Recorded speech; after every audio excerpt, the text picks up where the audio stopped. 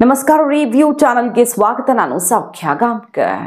ಬೆಳಗಾವಿಯಲ್ಲಿ ಡಿಸಿಸಿ ಚುನಾವಣೆ ಬಿಸಿ ಏರಿ ಈಗ ಅದರ ಒಂದು ಚಿತ್ರಣ ಸಿಗ್ತಿದೆಯಲ್ವಾ, ಅದರ ಮರುದಿನವೇ ಬಿಗ್ ಡೆವಲಪ್ಮೆಂಟ್ ಆಗ್ತಿದೆ. ಜಾರಕಿಹೊಳಿ ಬ್ರದರ್ಸ್ ತಾವಂದುಕೊಂಡಂತೆ 29 ವರ್ಷಗಳ ಬಳಿಕ ಪೂರ್ಣ ಅಧಿಕಾರಕ್ಕೆ ಏನು ಪಿಕ್ಚರ್ ಕ್ಲಿಯರ್ ಮಾಡ್ಕೊಂಡಿದ್ದಾರಲ್ವಾ. ಕತ್ತಿ ಮತ್ತು ಸೌದಿಗೆ ಸೆಡ್ಡು ಹೊಡೆದು ಜಾರಕಿಹೊಳಿ ಬ್ರದರ್ಸ್ ಈಗ 16 ಸ್ಥಾನಗಳ ಪೈಕಿ 13 ಸ್ಥಾನಗಳಲ್ಲಿ ಜಯ ಸಾಧಿಸುವ ಮೂಲಕ ಬ್ಯಾಂಕಿನ ಆಡಳಿತ ಚುಕ್ಕಾಣಿ ಹಿಡಿಯುವಲ್ಲಿ ಯಶಸ್ವಿಯಾಗಿದೆಯಲ್ವ ಜಾರಕಿಹೊಳಿ ಬಣ. ಅದರ ಮರುದಿನವೇ ಬಿಗ್ ಡೆವಲಪ್ಮೆಂಟ್ ಆಗ್ತಿದೆ, ಹೊತ್ತುಕೊಂಡು ಉರಿತಾ ಇದೆ ಬೆಳಗಾವಿ. ಡೀಟೇಲ್ಸ್ ಇರ್ತಾ ಹೋಗ್ತೀವಿ, ಮಿಸ್ ಮಾಡದೆ ನಮ್ಮ ಚಾನಲ್ನ ಸಬ್ಸ್ಕ್ರೈಬ್ ಮಾಡಿ, ನಿಮ್ಮ ಅಭಿಪ್ರಾಯ ಕಮೆಂಟ್ ಮಾಡಿ ತಿಳಿಸಿ. ಎಸ್ ವೀಕ್ಷಕರೇ, Satish Jarkiholi and team panel ರಚಿಸಿ ಅಂದುಕೊಂಡಂತೆ ಗೆದ್ದಿದ್ದಾಯಿತು. ಆದರೆ ರಮೇಶ್ ಕತ್ತಿಯವರು ಹೆಂಗೆ ಬುಸುಗುಡ್ತಿದ್ದಾರೆ ಅಂದರೆ ತನ್ನನ್ನು ಮುಗಿಸೋದಕ್ಕೆ ನೋಡ್ತಿದ್ದಾರೆ ಅಂತ ಅವರು ಆಕ್ರೋಶ ಕೆಂಡ ಕಾರಿದ್ರು. ಮೊನ್ನೆಯಷ್ಟೇ ಹೈಕೋರ್ಟ್ಗೆ ಹೋಯ್ತಲ್ವ, ಹುಕ್ಕೇರಿ ಎಲೆಕ್ಷನ್ನೇ ಕ್ಯಾನ್ಸಲ್ ಆಗಿಬಿಡುತ್ತೆ ಅಂತ ಇತ್ತು. ಬಟ್ ಡಬಲ್ ಬೆಂಚಿಗೆ ಹೋಗಿ ಕ್ಲಿಯರ್ ಮಾಡ್ಕೊಂಡು ಬಂದು ಅವರು ಸೆಡ್ ಹೊಡೆದ್ರು ಆ ವಿಚಾರದಲ್ಲಿ. But over all DCC bank election ಅಂತ ಬಂದಾಗ ಜಾರಕಿಹೊಳಿ ಟೀಮ್ ಗೆದ್ದಿದೆ. ರಮೇಶ್ ಕತ್ತಿಯವರು ಒಂದು ಬಿಗ್ ಬಾಂಬ್ ಸಿಡಿಸಿದ್ರು. ಮಿನಿಸ್ಟರ್ ಒಬ್ಬರು ತನ್ನ ಕೈಯಲ್ಲಿ ಶೂಟ್ ಮಾಡಿದ್ದಾರೆ, 3 ಶಿಶು ಸೇರಿದಂತೆ 3 ಕೊಂದಿದ್ದಾರೆ. ಈ ಬಗ್ಗೆ ಎಲ್ಲ ಸಾಕ್ಷಿ ಸಮೇತ ಮೇಲಿನವ್ರಿಗೆ, ಕೇಂದ್ರ ಸಚಿವರಿಗೆ, ಕೇಂದ್ರ ಗೃಹ ಸಚಿವರಿಗೆ ಪತ್ರ ಬರೆದಿದ್ದೀನಿ. ಈ ಮಿನಿಸ್ಟರ್ನ ಕಿತ್ತೆಸಿಬೇಕು ಸಂಪುಟದಿಂದ, ಅಂತಹ ಸಮಯ ಬರುತ್ತೆ. CBI ಇನ್ವೆಸ್ಟಿಗೇಷನ್ ಆಗಬೇಕಿಲ್ಲಿ, ಸಂಪೂರ್ಣ ದಾಖಲೆಗಳ ಸಮೇತ ಕೇಂದ್ರಕ್ಕೆ ಪತ್ರ ಬರೆದಿದ್ದೀನಿ ಅನ್ನುವಂಥ ಒಂದು ಸ್ಫೋಟಕ ವಿಚಾರ ಸಿಡಿಸಿದ್ದಾರೆ. ಭಯಂಕರವಾದದ್ದಾಗಿದೆ, ಅಲ್ಲಿ ಆಗಬಾರ್ದಾಗಿದೆ. ಶಾಸಕರಾಗಿದ್ದಾರೆ ಅವರು, ಈಗ ಮಿನಿಸ್ಟರ್ ಆಗಿದ್ದಾರೆ. ಶಾಸಕರೊಬ್ಬರು ಮಿನಿಸ್ಟರ್ ಒಬ್ಬರು ಎಲ್ಲ ಆಗಿರೋಕ್ಕೆ ಹೆಂಗೆ ಸಾಧ್ಯ? ಇಷ್ಟು ಕೆಟ್ಟ ಕೆಲಸ ಮಾಡಿದವ್ರು ಜೈಲಲ್ಲಿ ಇರಬೇಕಿತ್ತು, ಕಿತ್ತು ಬಿಸಾಡಬೇಕು ಇವರನ್ನ ಅಂತೆಲ್ಲ ಸೆಡ್ ಹೊಡೆದ್ರು. ಅದಾದಮೇಲೆ DCC ಎಲೆಕ್ಷನ್ ಪಿಕ್ಚರ್ ಸಿಗ್ತಾ ಇದ್ದ ಹಾಗೆ ಜಟಾಪಟಿ ಜೋರಾಗಿರುತ್ತಲ್ಲಿ. ಯಾಕಂದರೆ ಕತ್ತಿ ಸೌದಿ ಕಡೆ ಕ್ಷಣದಲ್ಲಿ ಒಂದಾಗಿ ನಮ್ಮವರೇ ಅಧ್ಯಕ್ಷರು ಅಂತ ಸವಾಲು ಹಾಕಿದ್ದಾರೆ. ಎಲೆಕ್ಷನ್ ಮುಂಚೆ ಒಂದು ಚಿತ್ರಣ, ಎಲೆಕ್ಷನ್ ಆದಮೇಲೆ ಬೇರೆನೇ ನಡೆಯುತ್ತೆ ನೋಡ್ತಾ ಇರಿ ಅಂತ ಸವಾಲು ಹಾಕಿದ್ದಾರೆ. ಬಟ್ ಅಂಥದ್ದೇನು ಕಾಣಿಸ್ತಿಲ್ಲ ಅಲ್ಲ ಅಲ್ಲಿ. ಆದರೂ ಜಿದ್ದಿನ ರಾಜಕಾರಣ ಮುಂದಿನ ದಿನಗಳಲ್ಲಿ ಬರೀ DCC ಬ್ಯಾಂಕ್ಗಲ್ಲ, ಹುಕ್ಕೇರಿ ಸಹಕಾರಿ ವಿದ್ಯುತ್ ಎಲೆಕ್ಷನ್ಗಷ್ಟೇ ಅಲ್ಲ ಮುಂದುವರಿಯುತ್ತಿದ್ದು ಅನ್ನೋ ಸುಳಿವಲ್ವಾ. ಕತ್ತಿ ಚಾಲೆಂಜ್ ಹಾಕಿರೋದು ಹಾಗೆ, ಇದು ಸುಂಟ್ರು ಗಾಳಿಯಾಗಿ ಇಡೀ ಜಿಲ್ಲೆಗೆ ವ್ಯಾಪಿಸ್ಕೊಳ್ಳುತ್ತೆ. ಮುಂದಿನ ದಿನಗಳಲ್ಲಿ ನಾವು ಯಮಕನಮರಡಿ, ಗೋಕಾಕು, ಅರಬಾವಿಗೆ ಎಂಟ್ರಿ ಕೊಡ್ತೀವಿ ಅಂತ ಓಪನ್ ಚಾಲೆಂಜ್ ಹಾಕಿದಾರಲ್ವಾ. ಈಗ ಪರ್ಸ್ನಲ್ ವಿಚಾರಗಳಿಗೆ ಹೋಗ್ತಾ ಇರೋದು. ಬಾಯಿಗೆ ಬಂದಂಗೆ ಬೈದು ಬಿಟ್ಟಿದ್ದಾರೆ ಕತ್ತಿಯವರು, ಅವಾಚ್ಯ ಶಬ್ದಗಳನ್ನು ಬಳಸಿದ್ದಾರೆ ಅನ್ನುವ ಆಕ್ರೋಶ ಈಗ ಸಿಡಿದಿದೆ. ವಾಲ್ಮೀಕಿ ಸಮಾಜದ ವಿರುದ್ಧ ಮಾಜಿ ಸಂಸದ ರಮೇಶ್ ಕತ್ತಿ ಅಶ್ಲೀಲ ಪದ ಬಳಕೆ ಮಾಡಿದ್ದಾರೆ ಅಂತ ಈಗ FIR ಕೂಡ ದಾಖಲಾಗಿದೆ. ರಮೇಶ್ ಕತ್ತಿ ವಿರುದ್ಧ ಜಾತಿ ನಿಂದನೆ ಕೇಸ್ ಆಗಿದೆ. ಬೆಳಗಾವಿ ಕ್ಯಾಂಪ್ ಪೊಲೀಸ್ ಠಾಣೆಯಲ್ಲಿ ಪ್ರಕರಣ ದಾಖಲಾಗಿದೆ. ಇದು ಸಣ್ಣದೊಂದು ಪ್ರಕರಣವಾಗಿ ಉಳ್ಕೊಂಡಿಲ್ಲ, ಜೋರು ಗಲಾಟೆ ಹೊತ್ಕೊಂಡ್ಬಿಟ್ಟಿದೆ. ವಾಲ್ಮೀಕಿ ಸಮಾಜದ ವಿರುದ್ಧ ಅವಹೇಳನಕಾರಿ ಆರೋಪ ಮಾಡಿದ್ದಾರೆ ಅವರು ಅಂತ. DCC ಬ್ಯಾಂಕ್ ಚುನಾವಣೆ ಸಂದರ್ಭದಲ್ಲಿ ವಾಲ್ಮೀಕಿ ಸಮಾಜದ ಬಗ್ಗೆ ಬಾಯಿಗೆ ಬಂದಂಗೆ ಹಗುರವಾಗಿ ಮಾತಾಡಿದ್ದಾರೆ ಅಂತ ಆಕ್ರೋಶ ಅಷ್ಟೇ ಅಲ್ಲ, ಕಂಪ್ಲೇಂಟು ಆಗಿದೆ, FIR ಆಗಿದೆ. ವಾಲ್ಮೀಕಿ ಸಮಾಜದ ಮುಖಂಡ ರಾಜಶೇಖರ್ ತಲ್ವಾರ್ ನೇತೃತ್ವದಲ್ಲಿ FIR ಆಗಿದೆ. ರಾಜ್ಯದಾದ್ಯಂತ ಹೋರಾಟ ಮಾಡೋದಕ್ಕೆ ರಮೇಶ್ ಕತ್ತಿ ಒಬ್ಬರ ವಿರುದ್ಧ ಬರೀ ಬೆಳಗಾವಿ ಎಲ್ಲ, ಒಂದು ತಾಲೂಕು ಜಿಲ್ಲೆಗೆ ಸಂಬಂಧಪಟ್ಟವರಲ್ಲ. ಪರಿಸ್ಥಿತಿ ಸ್ವಲ್ಪ ಗಂಭೀರ ಸ್ವರೂಪಕ್ಕೆ ಹೋಗ್ತಾ ಇದೆ ಅಲ್ಲಿ.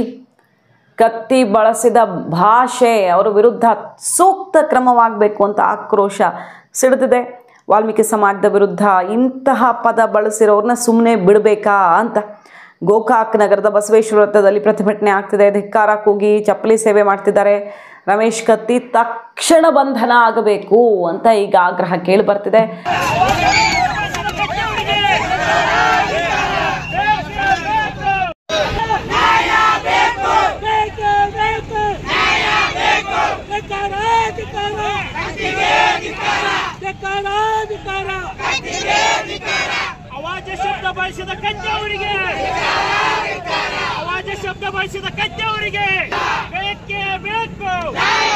ಪರಿಸ್ಥಿತಿ ಸ್ವಲ್ಪ ಗಂಭೀರ ಸ್ವರೂಪಕ್ಕೆ ಹೋಗ್ತಾ ಇದೆ ಅಲ್ಲಿ.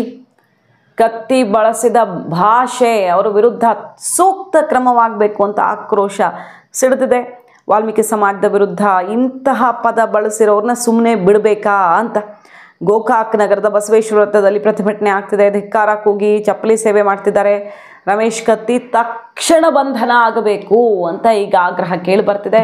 ಮಂತ್ರಿ ಜಿಲ್ಲೆಯಲ್ಲಿ ಹೋಲ್ಡ್ ಇದೆ, ಆಡಳಿತ ಅವರದ್ದೇ, ಹಾಗಾಗಿ ಬಂಧನ ಆಗಬಹುದು ಎನಿ ಟೈಮ್ ರಮೇಶ್ ಕತ್ತಿ ಅಂತ ಹೇಳಲಾಗ್ತಿದೆ. ಮತ್ತು ಅವ್ರ ಕಡೆ ತಪ್ಪಿರೋದ್ರಿಂದ ಅವರಿಗೆ ಶಿಕ್ಷೆ ಗ್ಯಾರಂಟಿ ಅಂತ ಬೆಂಬಲಿಗರು ಗುಡುಕ್ತಿದ್ದಾರೆ. ಸಮುದಾಯದವರು ರೊಚ್ಚಿಗೆದ್ದಿದ್ದಾರೆ. ಬೆಳಗಾವಿ ಪಾಲಿಟಿಕ್ಸಲ್ಲಿ ವೈಯಕ್ತಿಕವಾಗಿ ಜಿದ್ದಾಜಿದ್ದಿನ ರಾಜಕಾರಣ. ರಮೇಶ್ ಕತ್ತಿ ಅವರು ಕೊಲೆ ಮಾಡಿದ ಮಂತ್ರಿಯನ್ನು ಜೈಲಿಗೆ ಕಳಿಸ್ತೀನಿ, CBI ಕರೆಸಿ ಅನ್ನೋ ರೀತಿಯಲ್ಲಿ ಈಗ ಅಖಾಡಕ್ಕೆ ಧುಮುಕಿದ್ರೆ, ಈ ಒಬ್ಬರು ಮಂತ್ರಿ ಕೊಲೆ ಮಾಡಿದ್ದಾರಂತೆ, ಅವ್ರಿಗೆ ಸಾಕ್ಷಿ ಏನೋ ಇದೆ ಅಂತಾಯ್ತು, ಇಲ್ಲದೆ CBI ತನಕ ಹೋಗೋಕ್ಕಾಗಲ್ವಲ್ಲ, ಸಾಕ್ಷಿ ಇದೆಯಂತೆ ಅವ್ರ ಹತ್ರ, ಕೇಂದ್ರ ಗೃಹ ಸಚಿವರಿಗೂ ಕಳಿಸ್ಕೊಟ್ಟಿದ್ದಾರಂತೆ. ಸೊ ಈ ಕೇಸ್ನಲ್ಲಿ ಆ ಮಂತ್ರಿಯನ್ನ ಸಂಪುಟದಿಂದ ಕಿತ್ತು ಬಿಸಾಡೋ ರೀತಿಯಲ್ಲಿ ಮಾಡ್ತೀನಿ ಅನ್ನೋದು ರಮೇಶ್ ಕತ್ತಿ ಅವರ ಪ್ರತಿಜ್ಞೆ. ಏನು ಹುಡುಗರು ನಿಂತಾರೋ ಅಥವಾ ನೀವೇನು ಮೈಕ್ ಹಿಡಿದ್ರಿ, ಇವರೆಲ್ಲ ನಿಮಗೆಲ್ಲ ಬಹುಶಃ ಗೊತ್ತಿಲ್ಲ. 1988 ಡಿಸೆಂಬರ್ 5ರಂದು ನಡೆದಿರ್ತಕ್ಕಂಥ ಐಗಳಿ ಕೊಲೆ ಪ್ರಕರಣ, ಅದರಲ್ಲಿ ಒಂದು ಕೂಸು, 3 ಜನ ಮರ್ಡರ್ ಆಗೈತಿ. ಮರ್ಡರ್ ಬಗ್ಗೆನೂ ತನಿಖೆ ಆಗಿಲ್ಲ. ಮತ್ತು ಅದು ಮರ್ಡರ್ ಹೆಂಗಾಗೈತಿಪ್ಪ ಅಂತಂದರೆ AK-47 1988ರಲ್ಲಿ ನಮ್ಮ ಭಾರತ ದೇಶದ ಮಿಲಿಟರಿಯಲ್ಲಿಯೂ ಸಹಿತ, ಡಿಫೆನ್ಸಲ್ಲಿಯೂ ಸಹಿತ ಆ ವೆಪನ್ ಇದ್ದಿರ್ಕಿಲ್ಲ. ಹೊರಗಿನ ದೇಶದಿಂದ ತುಡುಗು ಮಾಡಿ ತರೋದು ಮುಖಾಂತರ ಇವತ್ತು ಈ ರೀತಿಯಾಗಿರ್ತಕ್ಕಂಥ ಒಂದು ಮರ್ಡರನ್ನು ಮಾಡಿರ್ತಕ್ಕಂಥ ಜನ ಇವತ್ತಿನ ದಿವಸ ಅವರು ಶಾಸಕರಾಗಿದ್ದಾರಂದ್ರೆ ಮತ್ತು ಇದು ನಾವು ವಿಚಾರ ಮಾಡ್ಬೇಕಾಕೈತಿ. ಅಂಥವ್ರು ಇವತ್ತು ಶಾಸಕರಾಗಿದ್ದಾರೆ, ಅಂಥವ್ರು ಇವತ್ತು ಮಂತ್ರಿಗಳಾಗಿದ್ದಾರೆ. ಇವತ್ತು ಆರೋಪಿ ನಂಬರ್ 1, 2, 3, 4ರಾಗ ಅವ್ರ ಹೆಸರುಗಳಿದಾವೆ. ಅಂಥವ್ರು ಕರ್ಕೊಂಡು ಈಗ ಸರ್ಕಾರ, ಸಿದ್ದರಾಮಯ್ಯನವ್ರ ಸರ್ಕಾರ ನಡೆಸಾಕತ್ತಾರೆ. ಆ ಸರ್ಕಾರಕ್ಕೆ ಯೋಗ್ಯತೆ ಬರ್ತೈತೇನು? ಅದಕ್ಕೆ ಇವತ್ತು ದಿವಸ ನಾನು ಕೇಂದ್ರ ಸರ್ಕಾರಕ್ಕೆ ಪತ್ರ ಬರೆದಿದ್ದೀನಿ, ಮಾನ್ಯ ಪ್ರಧಾನಮಂತ್ರಿಗಳಿಗೆ ಬರೆದಿದ್ದೀನಿ, ಹೋಮ್ ಮಿನಿಸ್ಟ್ರಿಗೆ ಬರೆದಿದ್ದೀನಿ. ಇದನ್ನು CBI ಎನ್ಕ್ವೈರಿ ಮಾಡಬೇಕು, ಕೂಡಲೇ CBI ಎನ್ಕ್ವೈರಿ ಮಾಡಬೇಕು. ಸುಮ್ಮನೆ ಇವತ್ತು ಆಸಾಮ್ದಲ್ಲಿ ನಕ್ಸಲೈಟ್ಸ್ ಹೋರಾಟ ಮಾಡ್ತಾರೆ, ಅವ್ರ ಮ್ಯಾಗ ಮಾಡ್ಕೊತ ಹೋಗ್ತೀವಿ ನಾವು. ಅವ್ರು ಹೋರಾಟ ಮಾಡಕತ್ತದು ನಮ್ಮ ಮೂಲಭೂತ ಸೌಕರ್ಯ, ನಮ್ಮ ಸ್ವತಂತ್ರ, ನಮ್ಮ ಕೂಡಲೇ ಅನ್ನುವಂಥ ಭಾವನೆದಾಗ ಅವ್ರು ಪಾಪ ನಕ್ಸಲೈಟ್ಸು ಅವರು ಇವರು ಹೋರಾಟ ಮಾಡ್ತಾರೆ. ಅವ್ರ ಮ್ಯಾಗ ಏನು ಬೇಕಾದ್ರೆ ಮಾಡಕತ್ತೀವಿ. ಅವರು ಮತ್ತು ಸಣ್ಣ ಬಂದೂಕದವರು. ಇವ್ರು AK-47 ಇದ್ದವ್ರ ಮ್ಯಾಗ ಏನೂ ನಿಮ್ಮದು ಕ್ರಮ ಇಲ್ಲ. ಅದು ಕೂಡಲೇ ಇದಕ್ಕೊಂದು CBI ಎನ್ಕ್ವೈರಿ ಪ್ರಾರಂಭ ಮಾಡಿ, ಕೂಡಲೇ ಇದರಲ್ಲಿ 1988 5 ಇದು ಹೆಂಗಾತು, AK-47 ಎಲ್ಲಿಂದ ಬಂತು, 3 ಜನ ಮರ್ಡರ್ ಆದವ್ರು ಯಾರು, ಆ ಕೇಸ್ ಎಲ್ಲಿಗೆ ಬಂದು ಹತ್ತಿತು, ಒಂದು ವೇಳೆ ಆ ಕೇಸ್ ಬಂದು ಹತ್ತಿದಾಗ ರಾಜ್ಯ ಸರ್ಕಾರ ಅಲ್ಲಿ ಯಾವ ರೀತಿ ನಡೆ ವಹಿಸ್ತು, ರಾಜ್ಯ ಸರ್ಕಾರ ಯಾವ ರೀತಿ ಮುಂದಿನ ಕ್ರಮ ತಗೊಳ್ತು ಅನ್ನೋದ್ರ ಬಗ್ಗೆ ಸುದೀರ್ಘವಾಗಿ ವಿಚಾರ ಮಾಡಬೇಕು. ಮತ್ತು ಈಗ ಅವರು AK-47 ತಂದವರು ಮಂತ್ರಿ ಆಗಿದಾರಂದ್ರೆ, AK-47 ತಂದವರು ಶಾಸಕರಾಗ್ತಾರಂದ್ರೆ, AK-47 ತಂದವ್ರು ಇವತ್ತು ದಿವಸ ಇಟ್ಕೊಂಡು ಬ್ಯಾಂಕ್ಗಳನ್ನ ಲೂಟಿ ಮಾಡ್ತಾರಂದ್ರೆ, ಇವತ್ತು ಸಾಮಾನ್ಯ ಜನನು ಆ ಒಂದು ಕೆಲಸಕ್ಕೆ ಕೈ ಹಾಕ್ಬೇಕಾಕೈತಿ. ಅದಕ್ಕೆ ಕೇಂದ್ರ ಸರ್ಕಾರಕ್ಕೆ ನಾನು ಮನವಿಯನ್ನು ಮಾಡ್ತೀನಿ, ಆದಷ್ಟು ಬೇಗನೆ ಈ ವಿಷಯ ಬಗ್ಗೆ CBI ಎನ್ಕ್ವೈರಿ ಮಾಡಬೇಕು. CBI ಎನ್ಕ್ವೈರಿ ಮಾಡೋದ್ರ ಮುಖಾಂತರ ತಪ್ಪಿಸ್ತರ ಮೇಲೆ ಉಗ್ರವಾಗಿರ್ತಕ್ಕಂಥ ಕ್ರಮ ಕೈಗೊಳ್ಬೇಕು. ಮತ್ತು ಅವ್ರಿಗೆ 2 ತಂದವ್ರು 10 ತಂದವ್ರು ನಂಗೆ ಗೊತ್ತಿಲ್ಲ. ಮತ್ತು ಇನ್ನು ಉಳಿಕಿದ್ದು ಎಲ್ಲಿದಾವೆ ಅದ್ರ ಬಗ್ಗೆನೂ ಸರ್ಚ್ ವಾರೆಂಟ್ ಮಾಡಿ ಅದನ್ನು ಸಹಿತ ಅವು AK-47 ಉಳಿದಂಥ ಗನ್ಗಳು ಎಲ್ಲಿದವ್ರ ಬಗ್ಗೆನೂ ಸಹಿತ ಅದನ್ನು ಸಹಿತ ಎನ್ಕ್ವೈರಿ ಮಾಡಬೇಕು ಅನ್ನೋ ಮಾತನ್ನು ಈ ಸಂದರ್ಭ ಹೇಳ್ತಾ, ಜೊತೆಗೆ ಕಾಂಗ್ರೆಸ್ ಗೌರ್ಮೆಂಟ್ ಸಿದ್ದರಾಮಯ್ಯವ್ರಿಗೆ ಒಂದು ಪ್ರಶ್ನೆ ಕೇಳ್ತಾ ಇದ್ದೀನಿ. ನಮ್ಮ ಒಂದು ಸರ್ಕಾರದಲ್ಲಿ ಕ್ರಿಮಿನಲ್ ಮೈಂಡೆಡ್, ಅವ್ರಿಗೇನೋ ಅಂತಾರೆ master minded. He is not master minded, he is criminal minded. Criminal minded ಇದ್ದವನು ಇವತ್ತು ನೀವು ಒಂದು ಮಂತ್ರಿ ಸ್ಥಾನ ಕೊಟ್ಟು ನಿಮ್ಮ ಸರ್ಕಾರದಲ್ಲಿ ಇಟ್ಕೊಂಡಿದ್ದೀರಿ. ನಿಮ್ಮ ಸರ್ಕಾರ ಇವತ್ತು ದಿವಸ ಆ ಒಂದು ಕಳಂಕ ರಹಿತವಾಗಿರಬೇಕಾದ್ರೆ ಅವ್ರನ್ನ ಇವತ್ತು ದಿವಸ ಅವ್ರ ಮ್ಯಾಗೆ ಇವತ್ತು ಅವ್ರನ್ನ ಮಂತ್ರಿಮಂಡಲದ ಕೈ ಬಿಡಬೇಕು.